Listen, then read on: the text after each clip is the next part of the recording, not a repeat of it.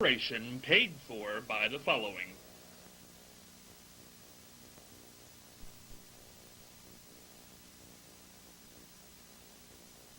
The Ohio Neck and Back Pain Relief Center, Scott M. Gray, D.C., across from the Marion Center between TSC and Kroger.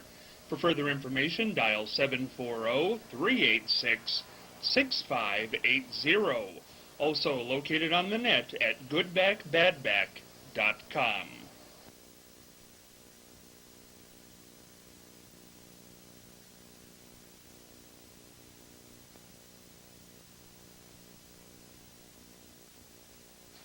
You know what the greatest thing is about the exchange with Scott Spears? Well, not only do they have Scott Spears, but they got all kinds of fabulous guests, too. So tune in. The exchange. Scott Spears. Right here.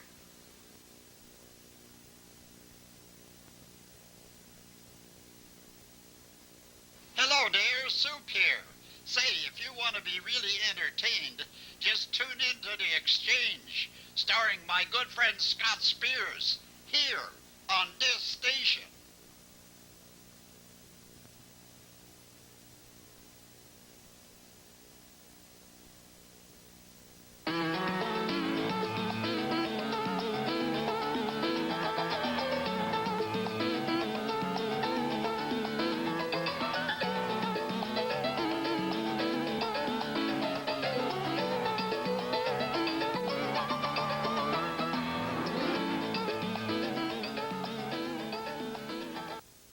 Hey, Scott Spears along with you on a Thursday edition of The Exchange. Having a lot of fun this week. Going to talk about some interesting stories today. Today will be Peculiar News Story Day here on The Exchange, joined by Charlie Evers, Brenda Donegan, Mary Ellen Withrow, very special guest, and Martha Douse-Manesi. Before we go over to Charlie, I do want to mention once again the Night of 1,000 Stars coming up, 14th annual, on Thursday, December the 8th, a week from today, 6:30 p.m., Unkefer Street Union Hall, located at 675 Unkefer Avenue here in Marion.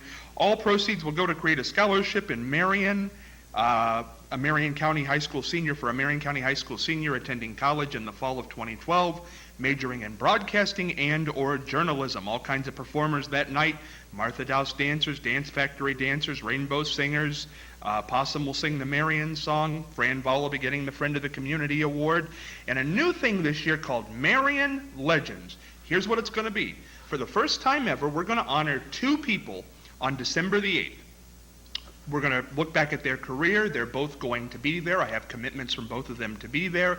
We're going to honor them for their good works to Marion. Then a picture of them along with a short biography. Now this is what's unique. Will be hanging in the lobby of City Hall for 1 year as Marion Legends. They will go in there the day after the show on December the 9th, and they will hang in there for 365 days in the lobby of City Hall. And this year's two legends, should I mention them today or save them for Friday? Mention them today? Okay. The two Marion Legends are, number one, Martha Douse-Manesi will be one of our Marion Legends. Martha, we're so glad to be doing that. This was your year, Martha. You were Grand Marshal of the Popcorn Parade. You returned to the Harding High School football stadium after 62 years and led them on the field. And this year you were going to become a Marion Legend and hang in City Hall. Love it. In the good part, not the sheriff's end. You'll hang on the right part of City Hall this year. All right. And the other one, who I just talked to today in the theme of broadcasting and or journalism, there's never been a better newsman in Marion, Ohio than Joe Ione. Charlie, vouch for that one. Oh, yes, that's for sure. Joe Ione will be there, and it's going to be great to see Joe, and Joe will also be a Marion Legend this year and hang in City Hall. So going to have a lot of fun. For tickets for this event, call Sean at 740-262-3203, $5 per ticket. Again, 740-262-3203. And remember, celebrity auction items that night, including a portrait painted by Phyllis Diller. Going to be a lot of fun. Charlie, fascinating facts today. Yeah, just a little bit of information about a very strange thing that's developing on Route 95. I think I mentioned it before, but when the glacier passed through here 15,000 years ago, it left a lot of what's called kettles. Those are depressions in the ground which gather water constantly, it seems like. We've had a very rainy season this fall, and one of those kettles is on, in fact, under Route 95, right near Timothy Lutheran Church. And each day, the road sinks maybe a quarter of an inch or so. And I think that one of these days, when one of these large trucks come through, that things are going to happen. It's going to have to be dug out and heavy stone put in its place to be absorb all the moisture or the instability of the soil. It's just one of those things. Hardly anybody probably thinks of it, but when you pass that, your car rocks back and forth. Is that what does that? That's what does it, Now yes. we all know. See the things you learn watching this program? Today, as I said, Strange News Day, and I've been holding on to this story for a while, and you know what? We're going to go to it today. Talk about strange news. Officials of a California school system plan to meet with the agent who schedules celebrity guests to read to children after some parents complained that having a former adult film star as a participant was inappropriate. A Compton Unified School District statement says the outside talent coordinator listed Sasha Grey as an actress who appeared in the HBO show Entourage when she was proposed as a participant in the guest reading program at Emerson Elementary School in November. Gray's previous experience in adult films was not mentioned. The district says it will review the selection process with the coordinator to avoid any potentially controversial readers in the future. The district clarified that the guest reading program is not associated with the National Education Association's annual March event, Read Across America. Now, interestingly enough, I posted this up on Facebook, this story, and I said, give me your feedback. What do you think? Should a woman who did this in the past be allowed to read at an elementary school? And you know what? The Facebook people said yes. They said, why not? The children, being rather young, would not maybe know right away about this lady. I saw her interviewed. But it wouldn't take long for the kids to talk among themselves and to recognize her for what her past has been. It's not such a good idea. Are we that hard up for readers? Well, but now, I mean, here's really. But now, wait a second, Charlie. Now, hold on, because I don't think she got paid for this. She offered her time to do it, and I think we are hard up for volunteers. Apparently so. Now, if this was a paying job, that's something different, but I don't think so. Okay, well, let's go around here and get everybody's opinion, then we'll ask some questions. Brenda, should she have been allowed to do this? I would say no, because we really need people of high character and moral to be around our young children. Mary Ellen? Oh, no. Go ahead. Oh, they see too much on TV the way it is, and too many children come from one-parent homes, and they just see too much. They need somebody with good, high morals to be with them as much as possible. But now, see, here's the interesting conversation before we slide over to Mary Ellen and Martha on this one. Morals. Now, that is a hefty word, because being an adult film star, to my knowledge, is not illegal. So, who is drawing the line on what is moralistic and what is not moralistic? I think probably each parent does that. You know, profanity is probably more, I'm sure it is, more rampant in people's homes now than it was 30 years ago, 40 years ago. But is that a moral issue? Because it's not illegal to use profanity. Moral's touchy because everybody's morals are different. Mary Ellen, what do you think? Should she have been allowed to read? Well, I didn't see a picture of her, but I would say no. I don't know how she looks. If she looks like a porn star, I wouldn't think you'd want to read. She wasn't bad looking at all. Well, she's of become an course. actress. Yeah. She's not doing these adult films now, I don't think. Well, would she be scantily clad? Would she be properly dressed? You know, you've got all those things that you have to think about. Well, I think when you go into an elementary school, you probably wear something covered. I don't know. I've passed some elementary schools, and the teachers aren't dressing so conservatively anymore. It's certainly not the school marm of 40 years ago, the people who are working in there. Martha, should the lady have been allowed to read to the children? No. Any particular reason, just because of her past? If she's had a bad past, she does not have any right to be with children. Okay, I'm going to counterpoint this because we all went the opposite direction. So, I'm going to say this. Once again, I think volunteers are hard to come by. Number two, she's not doing it anymore. She is starring in the HBO series Entourage. I guess she's an actress now. Number three, if you do something bad once, are you condemned all your life? You can never do certain things ever again, even when it's not illegal. I mean, it's not like she killed the guy, or she, rape would be one, of course. She would say no. She didn't do that. And she's not doing it anymore. I don't know. That you know of. Well, can you condemn? What do people do? What does anybody do at home, Charlie? I don't know. I think a lot of people do bad things that they probably wouldn't want everybody to know about. I don't think that should disqualify you for life. But if you run for office, they soon find out. Well, if you run for office, yeah, but if you're Rick Perry, they like you even more. And Newt Gingrich, your ratings go right up when they find that stuff Now, out. did you say that the coordinator was looking for celebrity volunteers? Yes. Okay. And that's what she got. I mean, this woman is on Entourage now, whatever that is, and she's a legitimate actress. It's just her do you have to list your whole past, I guess is the question. Well, I would think they would want people that are a good example, and she would be a Yes. good example.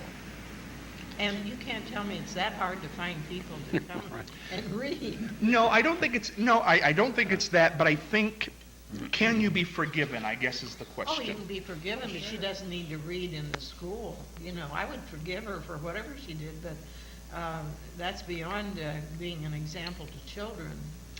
So where is the line in the sand for that? If adult film star is, you can't, even if you're not doing it anymore, you still can't read to children. What lines do we draw? What about a rapper who uses bad language? I don't think so. But I don't think people have a problem with that. I do. I do. You really do? I don't even like them him either. No, I have a problem with it, but do you think the school district, if they brought in a big rap, 50 Cent, okay? He's a big-time rapper now who uses questionable lyrics. What's the other one who went after George Bush? And Could a said some rapper inappropriate actually things? read correctly? Oh, see, Charlie, there you go. Really? No, I don't know. I think Would he start to read and then get into this jiggling thing? jiggling. No, it's rhyming, not Would jiggling. he start doing this, you know? Oh, get out. Do we ever forgive? Let somebody out of the penalty box. Yeah. This girl. Well, you know what? maybe that coach at Penn State ought to be forgiven. No, see, that's Well, he's great. not doing anything That's now, is he? molestation. You can't forgive molestation. But this, I don't know, the bad choice she made. I mean, Well, I can hear a 7 or 8 year old going home and saying to mom and dad, Sasha Gray or whatever her name was, read in our class today, and they know of her past, and the next thing you know, they're in the principal's office wanting to know why she's reading to that class. I bet you half of them would be there wanting her autograph for this Entourage show. That's this pop culture society that we live in today. The younger generation. I just, listen, I hate to belabor it on this episode, I really do, but honest to goodness, isn't there a point where you're young and stupid and you get out of the penalty box and, hey, what if she wanted to go feed the homeless? Now, would there be a problem there? Not as far as I'm concerned. Yeah, well, As long as the food was good. and she's not teaching, I don't know. We're going to agree to disagree on that one. And, we're going to move on in an interesting segue here because Well, I know. you have kids someday. Yeah. No, but I mean, if they're not, okay, if she was an adult film star now, then yes. But I guess I'm talking about forgiveness here. One thing you do for maybe a year in your life, or maybe you just make one movie, are you just for the next 70 years you can't do certain things? Do movies suddenly explode and disappear? Well, I just read yesterday that Frank Sinatra possibly might have made a film that was a little risque. But I haven't seen him read to kids. I think he did. Not anymore, not in the current state. We're going to move on. On that note, interesting. This is interesting. Boy, if you're talking about interesting stories and strange ones, here you go. Reconsidering the death at sea of actress Natalie Wood, whether it was in fact an accidental drowning, will give homicide detectives an unenviable job, even with modern crime-fighting tools. You just have to keep a very open mind, said retired LAPD homicide detective Sergio Robleto. Robleto never worked with the sheriff's department on the original Wood death investigation, but he knows the basic outline, and he knows how to run an investigation. Why did they take why did they make some of the conclusions that they did at the time? The sea captain has come out now and he said maybe things didn't happen the way they do. A matter of fact, the captain, everybody's still alive except her in this whole situation. Christopher Walken was on the boat, Robert Wagner was on the boat, Dennis DeVerne, they're all still available for testimony. DeVerne was the captain, and he told the Today Show that he believes Robert Wagner is responsible for his wife's death.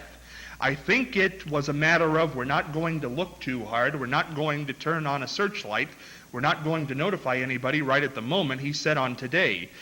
He wrote a new book. He also said, I think it's important, the issue to find what motivates a person to come forward. I don't know, this is so many years later, and then here comes Lana Wood, and she says that she's afraid what the investigation might lead to. Her quote is, "I'm so frightened of hearing things that I don't want to hear," she told the Today Show. And then there's somebody who was out there in the harbor, Marilyn Wayne, who was on another boat. All of a sudden she's told CBS that she heard a woman calling for help, saying, "Help me somebody, please help me, I'm drowning." Now, there's no statute of limitation on murder. And this guy believes Robert Wagner did it, the captain. So, Well, what credibility does any of them have since they were all drunk? well, They didn't know what was going on, probably. now should they be able to go and read to kids tomorrow? They were all drunk that night. Forget it. They They're- should be they're- wiped they off. probably can't see anymore. No, the truth is, Charlie, that Read. the LAPD homicide department has reopened this, so obviously they're seeing something that maybe they overlooked years ago. I think the media has prodded this whole thing. Apparently, there's a lull in activity right now, so they had to drum up something old to bring back into the media and hype it. Do you think that Robert Wagner, well, I mean, even then, do you think Robert Wagner might have done this? Who knows? Brenda, what do you think? I have no clue, but to me, I think the captain is looking for a way to get rich quick. Yeah, right. That's what I think, yeah. Well, it's interesting. I would agree with it because he has written a book, and certainly that sells books. But why would the LAPD reopen the case? That sounds like they're hearing something that is very pertinent to them. And also for Natalie Wood's sister to come now and say, you know, she wasn't on the boat that night. She only saw in perspective. And she say, I'm afraid of what this investigation will bring. If she thought it was foolish, I don't think she'd make a comment like that. It's interesting. You mentioned that the police wouldn't pay any attention if there wasn't something there. They probably know things we don't know. Yeah. And how in the world do you remember detail by detail something that happened 30 years ago? Because Well- they're going to question them again to find out if they're going to tell the same thing they did 30 years ago. I don't think you remember it detail by detail, but I don't think the LAPD is going on what this captain said. I really don't. I think he just happens to be part of the story. But whatever they've found, if I was Robert Wagner, well, obviously he knows if he did it or not, but if I was him, I certainly would be nervous regardless, because there is no statute of limitations on murder. And he very well could go on trial today for something he didn't go on trial for then. He's got something to worry about. I would be petrified if I was this guy. And, you know, at the time, Mary Ellen, we all remember this story. Did you ever think that it was, I mean, it's been one of those things, it's a little fishy, what happened that night, that she was scared of water? I thought it was, I figured they were drunk. I thought that's what was going on. They had a fight, and the ship captain said that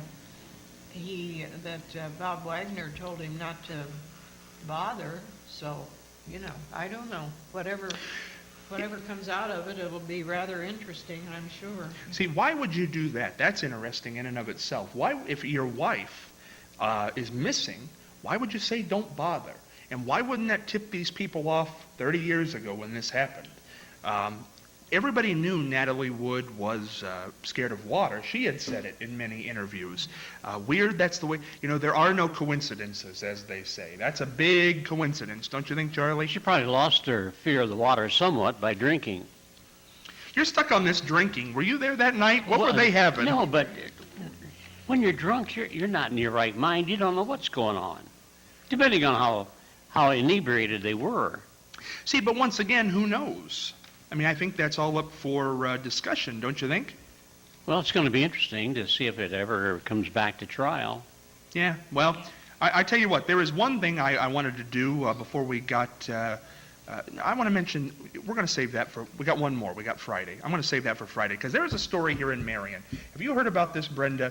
Tease for tomorrow. Have you heard about the thing that's been going on in Pleasant Township with the peacocks? Yes. And wait till we get into that story tomorrow. That is one, and I talked to John Peacock this morning, and I'll give you the answers to what he told me, and we'll discuss it. It is a confusing story nonetheless, and we'll talk more about the charity event tomorrow. One more day with Mary Ellen Withrow. We'll be sad to see her leave, but we got her for one more day, which is going to be awfully exciting. Do want to jump into the mailbag before we get on out of here on a Thursday. Once again, if you have a question for the mailbag, scottspears3@gmail.com, or jump on Facebook, The Exchange Marion. What did you want to be when you were growing up? Betty in Marion. What did you want to be when you were growing up, Martha? A dance teacher. You did it. You Yeah. did it. You solved it. Mary Ellen, what did you want to be when you were a little kid? I didn't have too many plans. What's the first thing you remember wanting to be? Me? Yeah. I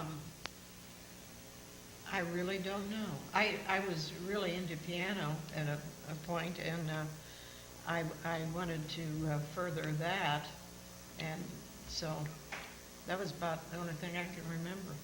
Brenda, what'd you want to be? Teacher. Really? Why didn't you? I don't know. Got married. My own family had to teach them. Went the opposite way. Yeah. Road not taken. Do you regret it? No. No? Okay. Charlie? I wanted to be a fireman, and I got my chance. So when I was 9, 10 years old, I was with the fire department as a mascot. But then I got interested in radio, and that occupied the rest of my life. It takes up the next 30 years. Yep. Yeah, 40, 50. How many years now, Charlie? 50? Well, I started in 48, really, studying. 60. 60, 63 yeah. years. Wow. Holy Moses. I didn't think I was that old. Well, like I said, tomorrow we're going to, teacher is what I wanted to be, and I did that for a minute and then said, ooh, I don't think this is exactly right for me, so I went somewhere else. But we'll be back tomorrow talking about the Night of a Thousand Stars, one more day with Mary Ellen Withrow, and this case out in Pleasant Township with the peacocks. Boy, it's fascinating. Be back tomorrow.